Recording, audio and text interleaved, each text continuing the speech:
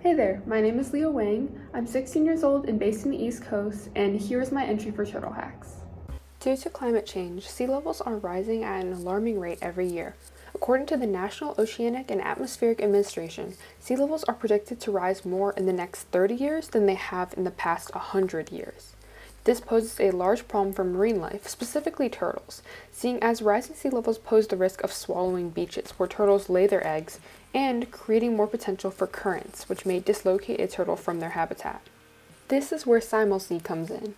SimulSea is a mobile app which draws attention to the issue of climate change by helping users visualize the severity of sea level rise. By utilizing augmented reality, the app displays a hand which represents the rise in water levels by 2050 in a respective coastal city. Now, taking a look at the app, when you first go into the home screen, you are presented with two options: seeing a list of sea level rise predictions of coastal cities in the United States, or generating the predicted sea level rise of the current coastal city nearest to your location. When clicking the first option, you are given a list of 9 cities to choose from. For the sake of this demonstration, we can look at Houston, Texas. The application will have you scan the ground in order to get a sense of depth.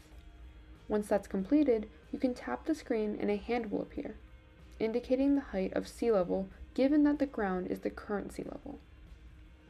So we can see in Houston, it will have risen almost a foot or in height or 11 inches. You can change the angle of your device to better compare the height of the hand to its surroundings. For example, we can see how the hand is almost to the height of the generator. While this height may not seem as extreme, it's important to note areas such as Houston are already at risk of floods and extreme weather conditions due to their sea level. A more severe example we can look at is Miami, Florida. Again, we need to scan the ground to enable the AR to function, and from there we can click the screen to view our hand. This time, the rise is so high that you may need to move your phone to view it properly. We can see that the sea level rise is significantly higher than the chairs and desk for comparison.